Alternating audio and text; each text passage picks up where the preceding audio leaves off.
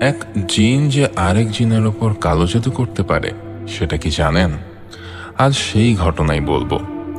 আমি তখন মাত্র হাই স্কুল শেষ করেছি নেদারল্যান্ডসের এইনডোভেন শহর, মানে আমার শহরের লরেন্স লাইসেম স্কুল থেকে। বিশ্ববিদ্যালয়ে নির্ধারিত হবে আমার রেজাল্টের উপর। ততদিনে আমি কাজ শুরু করেছি একটা স্টুডেন্ট হাউজিং এজেন্সিতে। আমার কাজ ওদের গোডাউনে স্টুডেন্টদের জন্য ইউটিলিটি কিট তৈরি করা। ঘন্টা প্রতি আমার বেতন।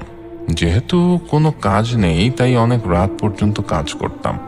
সাথে কলিগ দুইজন, একজন লিথুনিয়ান আর একজন পোলিশ, মানে পোল্যান্ডের।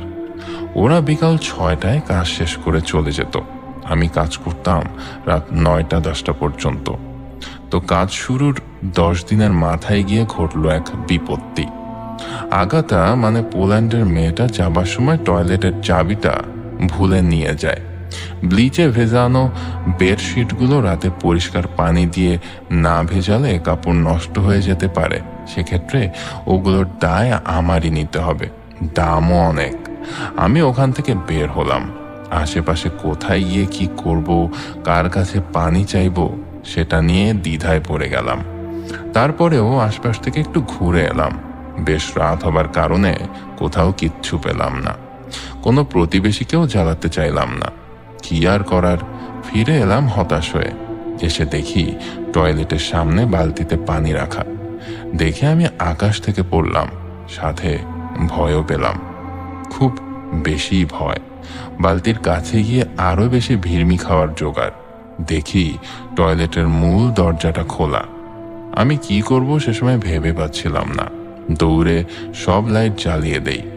আবার পুলিশকে কল দিতে পারছি না, কারণ আমি ওভারটাইমগুলো বৈধভাবে করতাম না। কিছু না ভেবেই সোজা চলে গেলাম কম্পিউটার ডেস্কে। ভিডিও ফুটেজ বের করলাম। যা দেখলাম তাতে করে আমি যদি দুর্বল চিত্তের মানুষ হতাম তাহলে নিশ্চিত হার্ট ফেল করেই মরে যেতাম। দেখলাম এমনি এমনি টয়লেটের দরজাটা খুলে গেল। একটা ছায়া মতো কিছু বালতি নিয়ে এসে ভেতরে গেল। অনেক লম্বা অবয়ব। ভেতর থেকে পানি এনে দরজার কাছে রেখে আবার ভেতরে ঢুকে পড়ল। তখন আমি জিন বা প্যারানর্মাল ব্যাপারগুলো নিয়ে সেইভাবে রিসার্চ করি না। যাই হোক, সেদিন আমি সাহস নিয়ে বালতির পানিতে ব্লিচ দেওয়া বেডশিটগুলো ভিজিয়ে দ্রুত সেখান থেকে বাসায় আসার চিন্তা করি। যখনই নামতে যাব তখনই মনে হলো আরেকটা ছায়া কোথা থেকে যেন সরে এলো এবং একটা কাপ পরে ভেঙে গেল। আমি ভয়ে ভয়ে থরথর করে কাঁপতে লাগলাম। ওভাবেই সব ফেলে আমি দ্রুত বাসায় চলে আসি। এসেই গোসল করে ঘুমিয়ে পড়ি। ওসব নিয়ে খুব বেশি চিন্তা ভাবনা করার কারণেই হয়তো রাতে দুঃস্বপ্ন দেখেছিলাম। পরদিন আর সকাল সকাল কাজে যাইনি, গেলাম দুপুরের শিফটে। যাবার পরে দেখি আমাদের হেড অফিস থেকে একজন ইন্সপেকশনে এসেছেন। তারা নাকি গোডাউনের ভিডিও ফুটেজে আমার ভয় পাওয়ার দৃশ্য এবং অশারীরিক কিছু নড়াচড়া টের পেয়েছেন আমি চলে যাবার পরেও। আমি আর সেই ব্যক্তি কফি শপে যাই। গিয়ে ওনাকে সব খুলে বলি কি কি হয়েছে। ওনারা সব ভিডিওতে দেখেছেন, তারপরেও আমার অভিজ্ঞতা জানার জন্যে আমার কাছ থেকে ব্যক্তিগতভাবে শুনেছেন। তাকে জিনের কথা বললাম। তিনি বললেন যে জিন সম্বন্ধে তিনি জানেন, ইসলাম ধর্মে বলা আছে তাদের কথা, কিন্তু তার অস্তিত্বের প্রমাণ এই প্রথম দেখলেন। আসলে তিনি ভিডিওতে দেখলেন আর আমি বাস্তবে। উনি আমাকে রাত 10টা পর্যন্ত কাজ করা থেকে বিরত থাকতে বললেন, কিন্তু বললাম কোনো সমস্যা নেই, আমি সামনে নেব। আমার বিশ্বাস আমার কোনো ক্ষতি ওরা করবে না, বরং যদি খুব সাধারণভাবেও দেখি সে বা তারা কিন্তু আমাকে সাহায্য করতে চেয়েছে বা করেছে। যাই হোক, আমার 2 কলিগ এসব দেখে শুনে একটু ভয় পেয়ে যায়, কিন্তু তারপরেও যেহেতু ওরা একা কাজ করে না তাই সমস্যা নেই ওদের জন্য। তো সেদিন রাতেও একাই কাজ করছিলাম কানে হেডফোন লাগিয়ে। আমার কেন জানি মনে হচ্ছিল আমাকে ওরা আবার দেখা দেবে। হ্যাঁ, তাই হয়েছিল। সোজা আমার সামনে এসে বসেছিল, ছায়ার রূপ নিয়ে, 2টা অবয়ব। প্রথমে একটু দেখে অবাক হয়ে গেলেও ওরা যখন আমাকে সালাম দেয় আমি সালামের উত্তর দেই এবং আমাদের মধ্যে কথা শুরু হয়। ওরা প্রথমে আমাকে ওদের পরিচয় দেয়। ওরা 2 ভাই বোন, ভাই জামাল আর বোনের নামটা এই মুহূর্তে মনে করতে পারছি না, অনেক আগের কথা তো। যেহেতু ছোট গল্প, তাই মূল ঘটনা বলে শেষ করি। ওরা আমাকে যা বলেছিল তার সারমর্ম হলো জামালকে ওদেরই আপন ভাই, যার নামও আমার মনে নেই, সে কালো জাদু করে ছায়ার মতো রূপে আটকে রেখেছে এবং ওরার ক্ষমতা নষ্ট করে দিয়েছে। কারণ জামাল একটা মেয়ে মানুষকে পছন্দ করে ও বিয়ে করতে চায়, যা কিনা অসম্ভব এবং সৃষ্টি ও সৃষ্টিকর্তার নিয়মের বাইরে। জিন ও মানুষের মধ্যে সঙ্গম হলে প্রজনন ক্ষেত্রে প্রচুর সমস্যার কারণে এটি নিষিদ্ধ। এমন হবার কারণে অনেক মানুষ ও জিনের প্রাণ যাবার দরুন জিনের সমাজেও এটি নিষিদ্ধ। তাছাড়া এটি নিষিদ্ধ বহু কাল ধরে। তো জামাল হয়তো খুব বেশি পাগল হয়েছিল ওই মেয়েকে দেখে, তাই সে তার পরিবারকে জানালে তারা আপত্তি তোলে। ও যখন বলে ওকে প্রয়োজনে তুলে নিয়ে আসবে, ওর ভাই সেটা পছন্দ করে না। ফলাফল ওকে কালো জাদুর মাধ্যমে ছায়াতে আবদ্ধ করে দেওয়া এবং ওরার ক্ষমতা নিয়ে নেওয়া। তো আমি ওদেরকে জিজ্ঞেস করি আমি কি কোনোভাবে সাহায্য করতে পারবো বলে মনে হয়। জামাল তখন বলে আমিই নাকি ওদেরকে সাহায্য করতে পারবো। সেটা জেনে আমি খুশি হই। এরপর ওকে জিজ্ঞেস করি এত জায়গা থাকতে এখানে কেন তুমি? ও বলে ওর ভাই নাকি এখানে ফেলে দিয়ে গেছে ওকে। আর বোনের এমন ক্ষমতা এখনো হয়নি যে ভাইকে সাহায্য করবে বা নিয়ে যাবে। তাছাড়া জাদুটা নাকি কোনো এক মানুষের সাহায্য নিয়ে করা হয়েছে, তাই মানুষকে দিয়ে জাদু কাটানো দরকার। এসব অদ্ভুত কথা শুনে আমি মনে মনে বলি, এ আবার কি সব নিয়ম কানুন রে বাবা। ওর জাদু কাটানোর জন্য যা কিছু লাগবে তা ওর বোন এরই মধ্যে জোগাড় করে রেখেছে, কিন্তু একজন মানুষ, বিশেষ করে মুসলমানের অভাবে কিছুই করা যাচ্ছিল না। ওর বোন আমার সামনে একটা গাছের বাকল আর কিছু কাঠের গুঁড়ো রাখলো, আর একটা কোরআন রাখলো। জামালের বোন আমার উপর নজরদারি করেছিল আমি কোরআন পড়তে পারি কিনা। আমি প্রতি শুক্রবার ভোরে ও রাতে বাড়িতে কোরআন পড়ে থাকি, সেটাই হয়তো দেখেছিল। ওটা দেখেই ও ওর ভাইকে অনেক খুশি হয়ে জানায় যে ছেলেটা এখানে কাজ করতে আসে, সে মুসলমান আর কোরআন পড়তে পারে।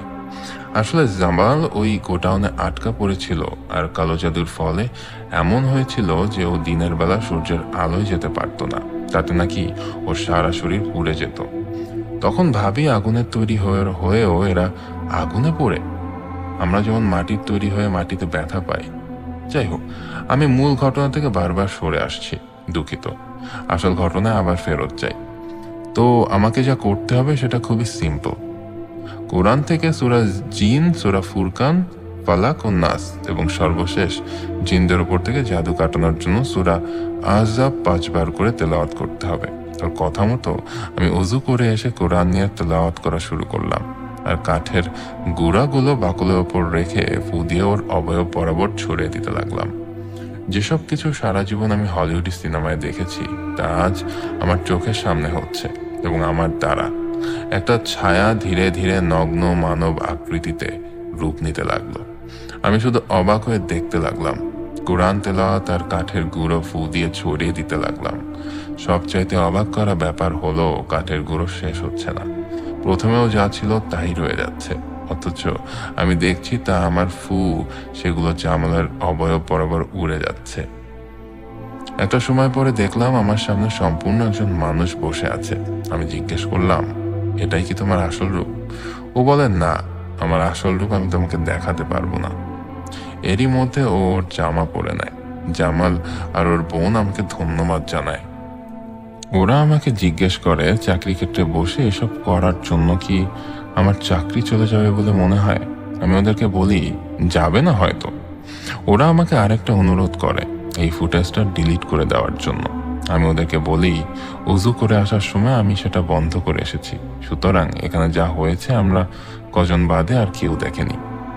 এরপর ওরা আমার কাছ থেকে বিদায় নিয়ে চলে যায়। যাবার আগে আমাকে সালাম করে যায় এবং বলে যে সারা জীবন সবসময় জামাল আর ওর বোন পাশে থাকবে। পরদিন আমাকে হেড অফিসে ডাকা হয়। ক্যামেরা ক্লোজ করার কারণে ও এক্সট্রা টেরেস্ট্রিয়াল কিছু একটার সাথে সম্পর্ক থাকার দায় আনা হয় আমার ওপর। পুলিশ পর্যন্ত না গেলেও আমার চাকরি চলে যায়। কি ভাবছেন, চাকরি গেছে, জরিমানা দিতে হয়েছে, এর জন্য আমার মন খারাপ? না, আমি মহা খুশি। আমি কালো জাদুতে ভোগা সৃষ্টিকর্তার একজন সৃষ্টিকে সুস্থ করতে সাহায্য করেছি। সে আবার নিজের রাজ্যে ফিরে গেছে। জানি না তার পেছনে ডানা ছিল কিনা। ডানা থাকলে সে আবার বাতাসে তার ডানা মেলতে পেরেছে। এর চাইতে সুখের আর কি বা হতে পারে। মাস প্রায় শেষের দিকে, নতুন চাকরি তখনও পাইনি, টাকা নেই বললেই চলে। ফুফাতো ভাইয়ের কাছ থেকে টাকা নিয়ে চলছি, ফোনে হঠাৎ নোটিফিকেশন, আমার অ্যাকাউন্টে নাকি টাকা এসেছে। ভাবলাম ভাই হয়তো আবার লোন দিয়েছে, কিন্তু না, অ্যাকাউন্টে 10,000 ইউরো এসেছে। আমার চোখ কপালে। স্ক্যাম জাতীয় কিছু কিনা সেটা জানতে আমি যেই কিনা ব্যাংকের সার্ভিস সেন্টারে কল দিতে যাব, তখন প্রদানকারীর নামের দিকে চোখ গেল। নামটা ছিল জামাল ইয়াসিন ইত্তাবিন। এই ছিল ফেরদৌস সাগর ভাইয়ের লেখা একটা ছোট্ট ঘটনা।